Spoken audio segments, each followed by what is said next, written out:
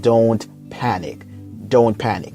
We all find ourselves in situations at some point in time where we are a recipient of bad news, or we perceive that something negative is about to happen. And before you know it, our sensual perception takes over. Our hearts start racing. Thoughts start going back and forth in our mind. Seems like we're falling apart. Our mouth get dry. We feel weak in our body. And what I want to remind you of this morning is simply not allowing overwhelming situations to cause you to panic. Why? Because you're not alone.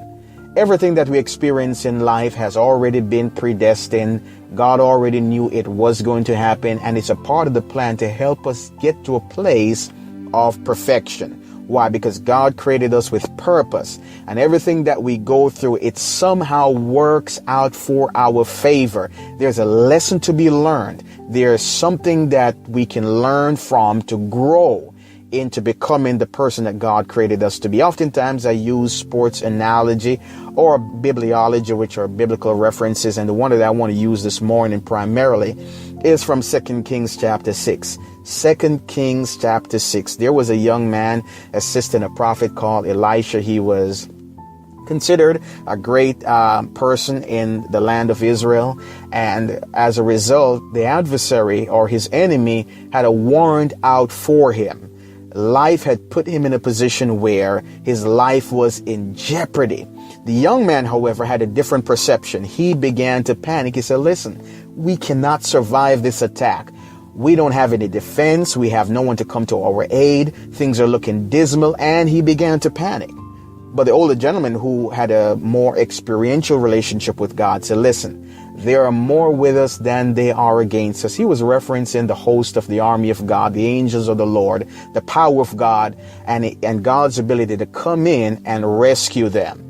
Needless to say, as the young man began to change his perception, the Bible said that God opened his eyes and he saw surrounding the mountain chariots of fire. There were several armies of angels ready to do battle.